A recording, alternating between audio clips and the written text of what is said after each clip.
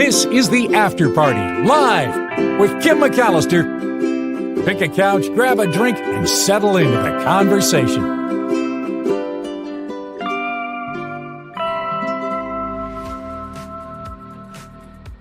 We made it to Friday. It is the After Party live on a Friday. Tim Sika will be joining us any moment for At the Movies with Tim Sika, and there's a lot of stories to talk about. I might be able to slide one in right before Tim joins us, so I think I will do it. Please click like and subscribe if you haven't already. Huge thank you to everyone who supports this show. You'll find the PayPal link in the show description every day and in the About tab as well. And the show does not continue without the support from you, so thank you for that. Do want to thank the contributors, the most recent contributors to the show, including Wes, who today throws in another $5, Meredith D, who set up a recurring PayPal payment, also James S, Wes earlier in the week, so huge thank you. The super chats, super stickers open as well.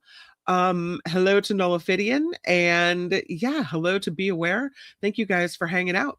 All right, let's see if we can't get one of these stories in. How about this Santa story? It's on the heels of Friday Fabulous Florida and the thieving Santa comes this story out of Canada. There is a group that dresses up like Santa and elves. In this case, they robbed a grocery store in Montreal, and they said they did it in an effort to give food to the needy. They're called Robins des Ruelles. I don't know if I'm saying it right. I think it's supposed to be French. Ruelles, Robins des Ruelles.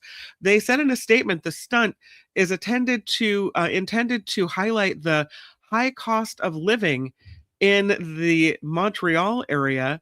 So they dressed up in red suits, and they apparently were backed up by masked elves, marched into this supermarket in Montreal, loaded up their bags with thousands of dollars worth of groceries, and off they went. They later released this statement saying the food would be distributed to the needy. They called their Robin Hood style stunt something intended to draw attention to the cost of living crisis that has pushed basic necessities out of reach for ordinary Canadians. 40 members of this group, all translated to Robins of the Alleys, participated in this theft on Monday night. They said when hunger justifies the means, they said we're working more and more just to be able to buy food from supermarket chains that take advantage of inflation as a pretext to make record profits. There is no other way to put it, they wrote. A handful of companies are holding our basic needs hostage. So they continue to suffocate the population to siphon away as much money as possible. They say it should be noted that as the store that was robbed says it should be noted that as a retailer, we're the final stop in the supply chain. The prices on the store shelves directly reflect the costs of the supply chain. So this is a Robin Hood theft. Sign of the times, Robins of the Alleys in Canada, walking away with thousands of dollars worth of groceries. And I don't know how you distribute it to the poor without getting caught. So we'll see how that works out for them. I don't know. It seems like a faulty idea to me, but maybe they're willing to get arrested to take a stand for this. There is another story I thought was interesting ahead of Tim Sika. Let's talk about it. Look at the peanuts. Yeah, they are being sold. A Japanese company has raised 80% its stake in this company that owns the intellectual property created by Charles Schulz, based in Sonoma County, where I am. You have lots of connections to Snoopy here. So Sony is taking control of Peanuts, the franchise. It's a deal worth $340 million, 340 million pounds. I don't know if they give the price in dollars, but they bought 41% of Peanuts Holdings, which owns the intellectual property that Charles Schulz created. from the Canadian children's entertainment company called Wild Brain. So now that Sony has increased their stake, which they began building in 2018, to 80% now, and the Scholes family owns the remaining 20%. There is, by the way, another movie, I think, on the way in, another Peanuts movie. So, according to Sony, they said with this additional ownership stake, we are thrilled to be able to further elevate the value of the Peanuts brand by drawing on the Sony Group's extensive global network and collective expertise. They are deeply committed to carrying forward the legacy of Charles Schulz and the Schulz family.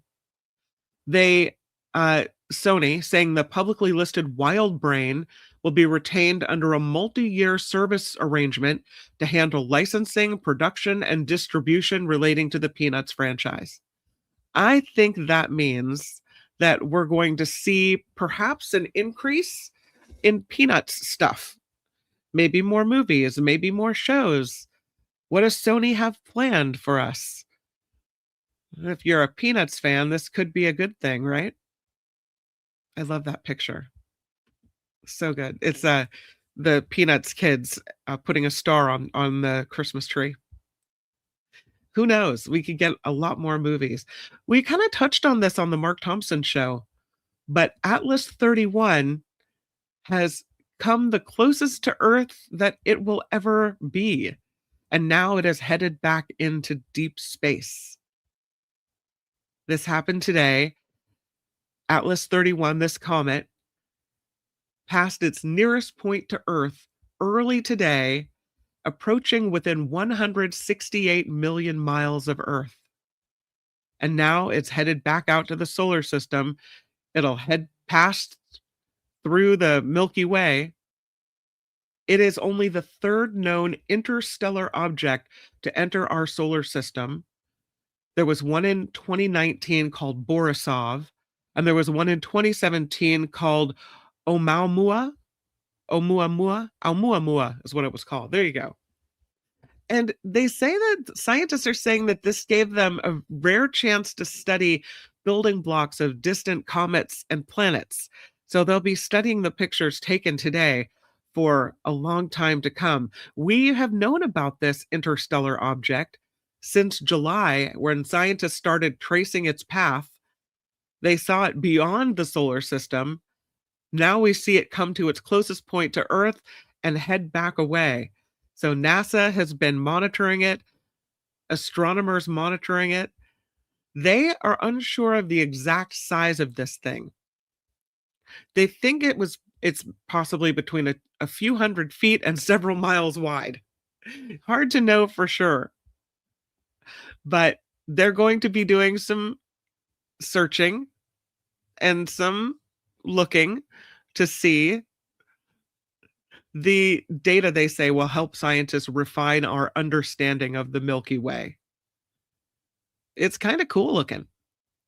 If you saw this story, this one is about a rare cosmic collision. That's an artist's rendering. They say it's the first of its kind cosmic collision that was spotted 25 light years from Earth. Originally, they thought this burst of light was a new exoplanet. It's actually, we've never seen anything like it, and never before seen head-on cosmic crash. The incident, detailed in a study published in the journal Science yesterday, it's the aftermath of two separate collisions between two small rocky cosmic objects called planetesimals. The only reason we know about this is because of the Hubble Space Telescope. Astronomers in 2008 detected this unexplained bright object 25 light years from Earth. They designated it something called the Fomalhaut B, but they didn't know exactly what it was. So they thought it was a new exoplanet, possibly larger than our sun. But again, they were unsure until now. They say the system has one of the largest dust belts that we know of, which makes it an easy target to study. So, after years of intermittent examinations, in 2023, they were able to see it on the Hubble Space Telescope's powerful lens. Instead of what they thought was there, they flagged a bright spot of light in a slightly different nearby location.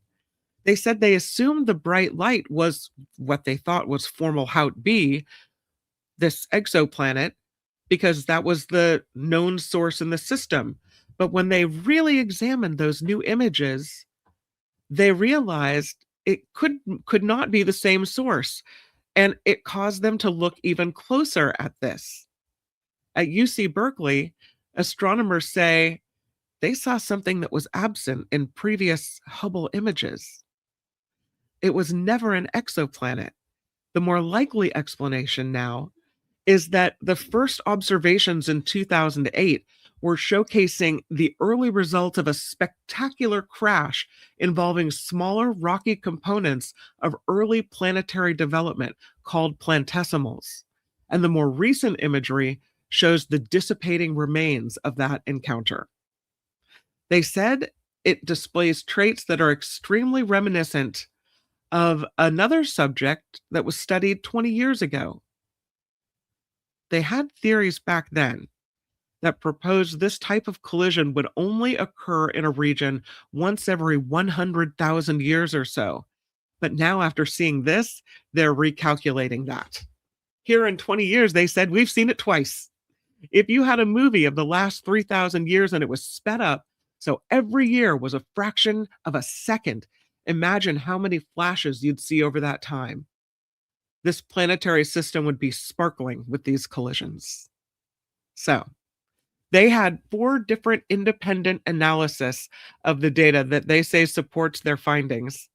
But they did say it's the first time we're seeing anything like this. It looks like an extrasolar planet reflecting starlight. What they learned from studying this is that a large dust cloud can masquerade as a planet for many years, and they say it's a cautionary note for future missions trying to detect extrasolar planets reflected in light. That's pretty cool. The collisions happening way out there in space. Oh no. Well, here I am, and Tim Sika is having an issue joining, so I'm going to send him again the link, and hopefully he can pop in and say hello. But those are the space stories for today. I have a couple stories coming up as well. One about a bee robot. You know, that saying, you wish you could be a fly on the wall. Well, in this case, you kind of can. These robots are super tiny, about the size of a bumblebee. I mean, you wouldn't even notice if someone was spying on you with one of these. I'll tell you more about it and how they work together as well. And something that is kind of seems like a creepy scene in a movie. Also, there's a new convention center. There will be a new convention center, and it might be the first building that was designed with the help of AI. And we'll see what AI has in store for us with a series of pictures. So that's pretty cool. Those stories upcoming, plus why swearing can be healthy for you. I know, not something we all like to do, but something that might not be as bad for us as we think. You know, you always need a way to release, get things out of your system. Yeah. Swearing.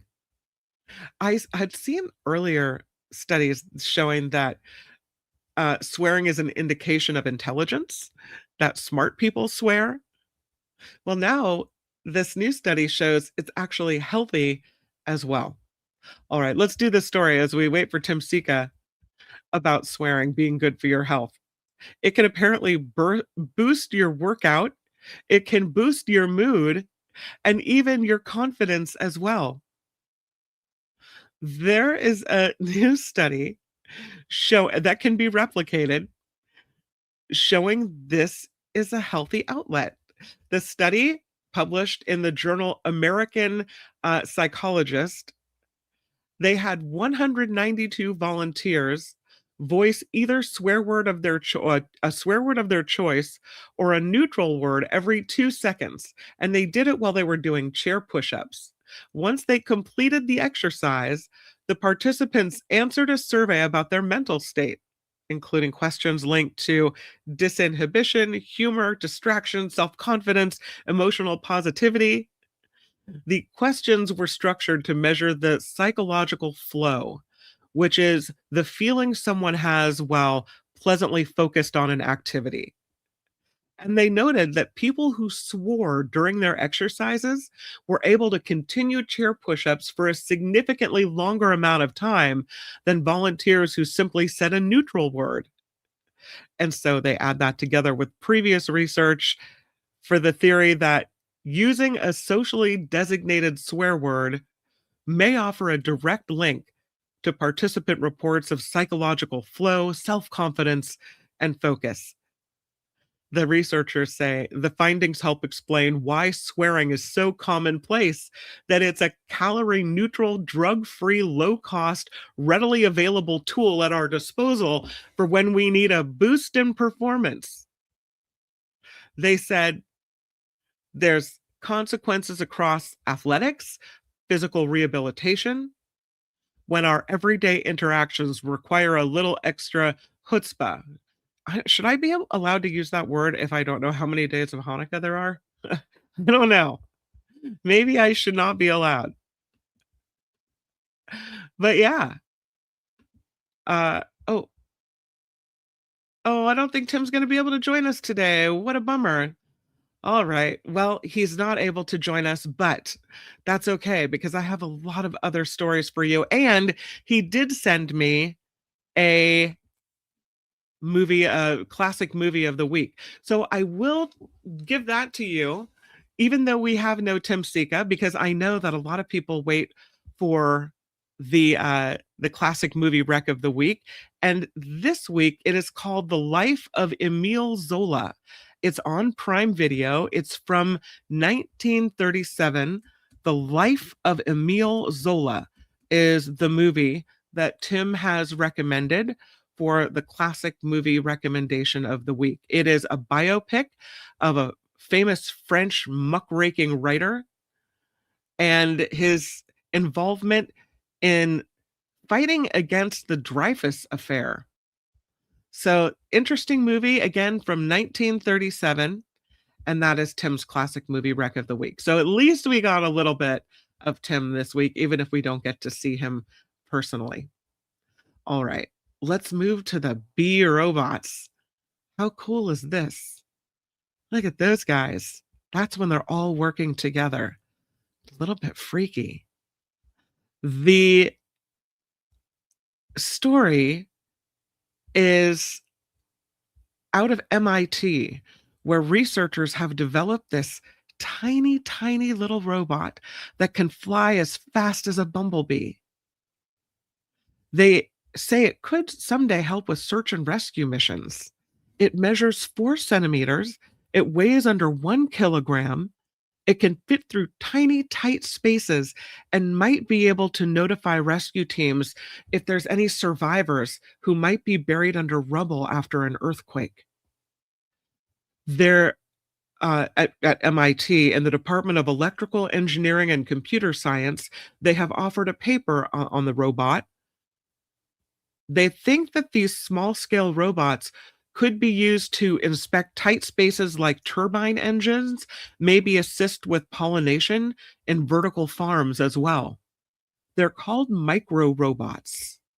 And the possibility exists that these are tools for environments that are dangerous or inaccessible to humans. Some of them can crawl like cockroaches. Some can hop. They're very fragile, sometimes more difficult to control because of their size, and also because of the air currents, they might not be as stable as some type of a bigger robot. But In this new MIT development, they have this Bumblebee robot that's easier to control, partially because of its AI powered controller. It weighs less than a paperclip. This robot can fly up to 100 times longer than earlier versions. The controller they used to fly it was hand tuned by a human, and that made it difficult to account for uncertainties and limited the robot's poor performance. But now they've completely redesigned that, and they're using AI, a deep learning model that could help predict the behavior of the robot and plan the optimal series of actions to safely follow a trajectory. So the controller then learns how the robot is likely to move in different situations and adjusts its wing motions in real time to keep it stable and keep it flying on the right course. That means they don't have to pre-program things. It's all done in real time. They are demonstrating this robot can complete 10 consecutive somersaults in 11 seconds, even in windy conditions. That's pretty good. A somersault, they said, is a good demonstration of scaling physics. The somersaults are among the most challenging maneuvers. If a robot can perform a somersault, then it has the capability to turn very fast. So that's pretty cool. They're very cool. And here again is a look at it up close. Tiny little robot. So that's the latest development. Okay, it looks like I actually do have Tim Sika. I'm very excited. I already blabbed on the movie recommendation of the week, but that's okay. This is At the Movies. Oh, do I have him? Do I not have him? I thought I had him there for just a second. No. Here I was going to do the big intro, and I don't think I have him at all. All right. That's okay. I have other stories to tell you about, including this massive Palm Beach house. I don't know if you saw this story. It is in SF Gate. This is a California home for sale in what is considered the world's most luxurious private community. This house is built for 2 people. It looks like it's built for 100 people. Looks like its own community. Nope. 2 people. $62 million. It's at the Bighorn Golf Club, which I don't know if they're calling themselves the world's most luxurious private community or what. 7-bed, 12-bath estate in Southern California. 7-bed, 12-bath. Why did 2 people need that many bedrooms and bathrooms? It's described as the most breathtaking property in the Coachella Valley. It's on Summit Cove. This is a 20,000 square foot estate in Palm Desert. It would cost you $386,000 a month. It has so many amenities, including an aquarium walkway with several tanks of exotic fish and rare sharks, a guest pavilion. Wait, I have to show you that. I gotta show you more pictures of this. This thing is crazy. Wait, I have to do this. Look at the sharks and the aquarium. And imagine how long it takes or how much effort it would take to take care of a personal aquarium like this. I mean, you would have to have staff that would come in every day to feed your sharks and your fish. I would imagine special veterinarians. This is wild. There's your own personal shark tank that you have at your house. No. Very fancy. So after you walk through your own personal shark tunnel at your house, you get to the guest pavilion with panoramic views of the Santa Rosa Mountains in the Coachella Valley. There's a very fancy guest suite, staff living quarters. You need to have someone on site to man the shark tank. There's an infamous private office, although we don't know why it's infamous. Desert terrain surrounding. They call it a stunning masterpiece with retractable walls of glass, exotic woods, and golden onyx slabs. It looks like a resort. This is somebody's house. Look at this. It looks like, you know, it looks like a hotel. Just amazing. $62 million. There's a private jet. It comes with car service for members who don't wish to go on a shopping spree or have a luxurious night of dinner theater in Los Angeles or San Diego. You could just take the jet if you don't want to drive. Previous property owners at this executive club include producer and concert promoter Jerry Weintraub, the who was responsible for the Karate Kid and Ocean's 11.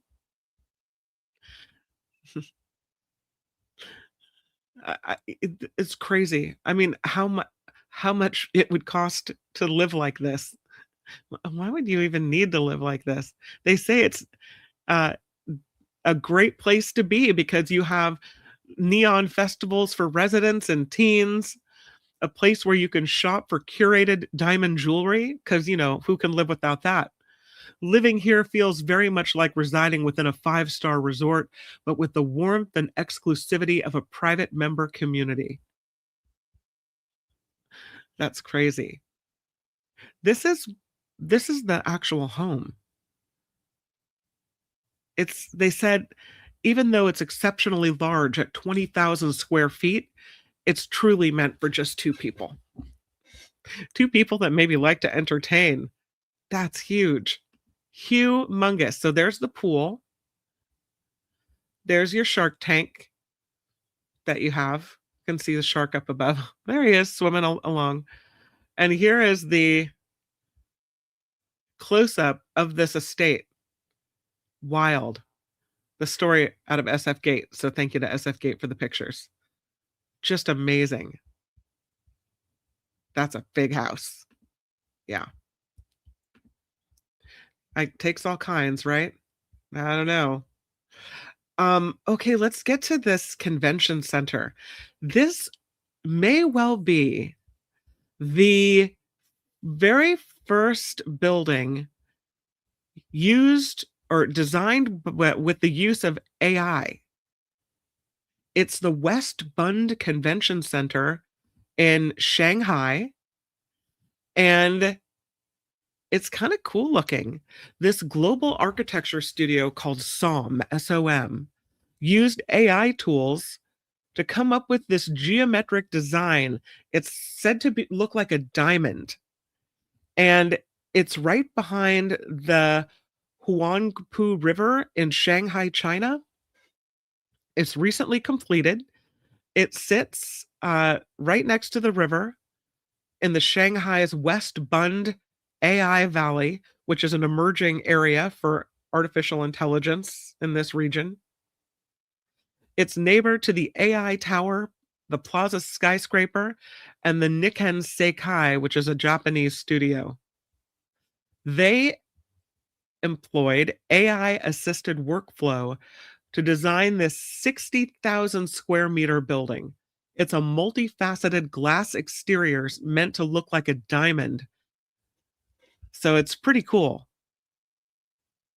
The desire was for the building to reflect the spirit of innovation around it.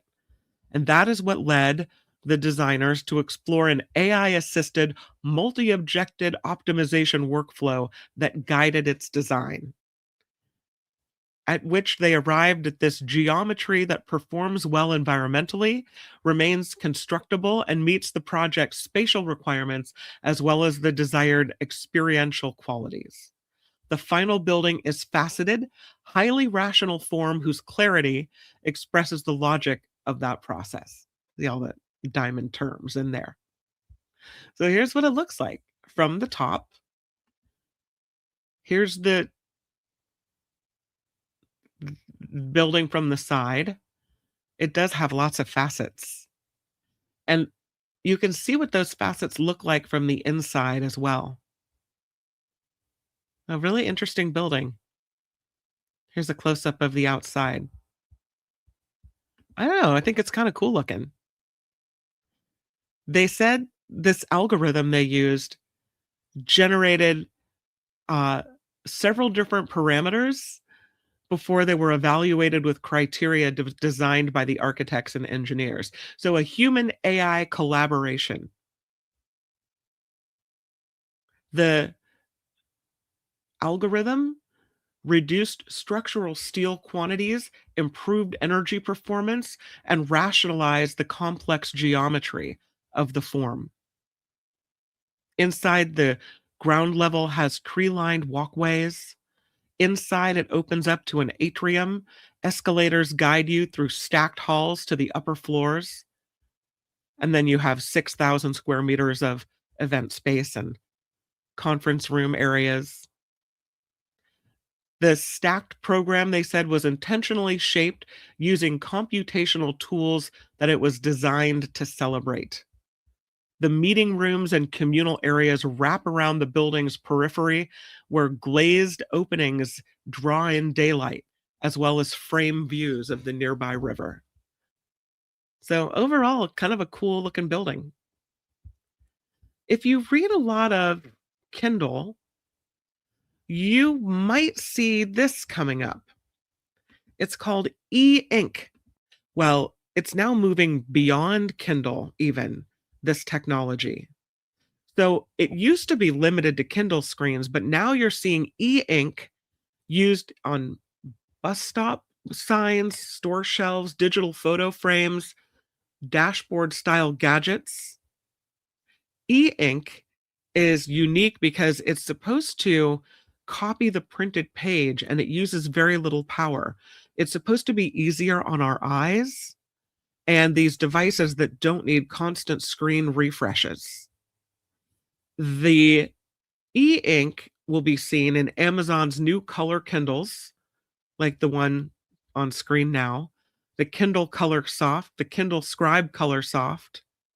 It'll be used in e-ink digital photo frames.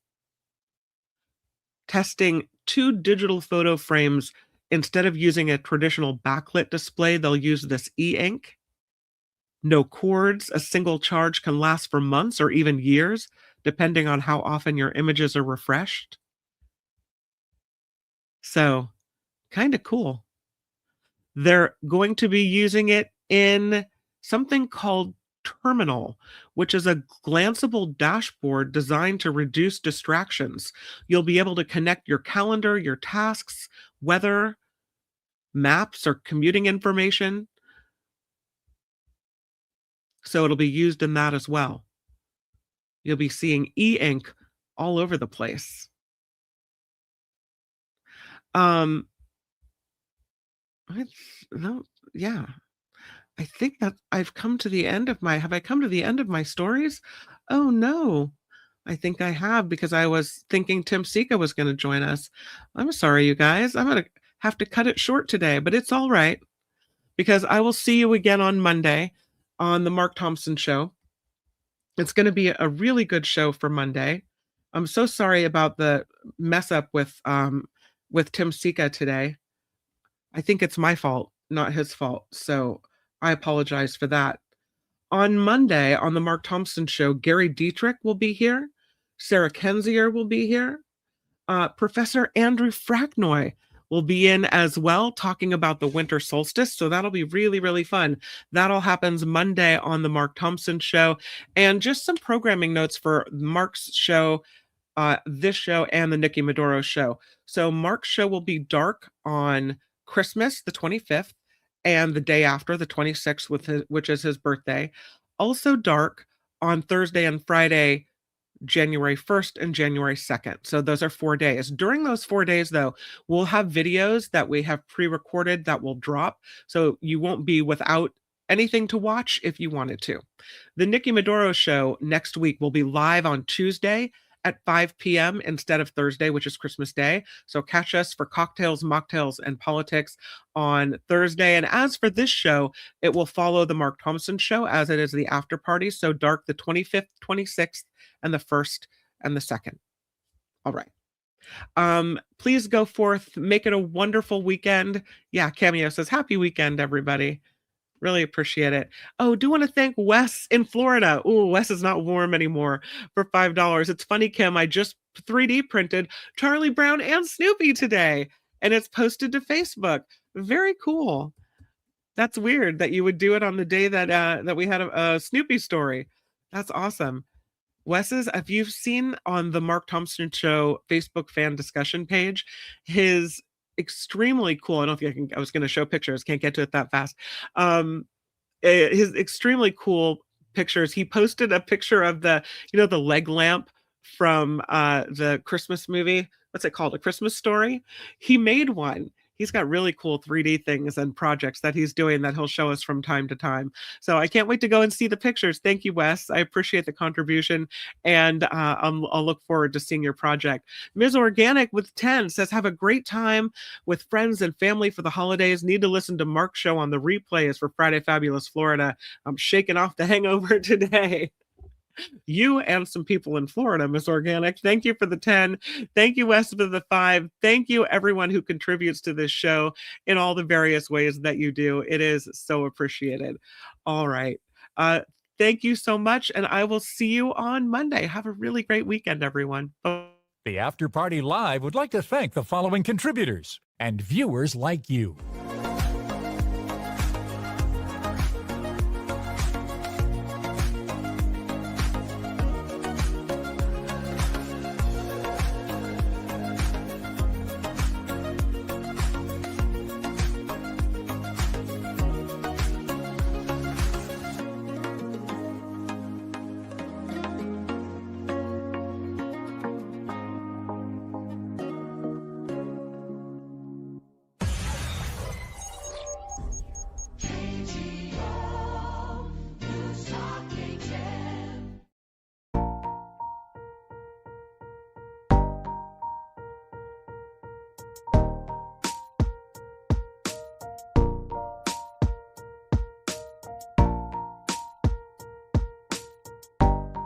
Yes, I think you can still chat during recorded broadcasts.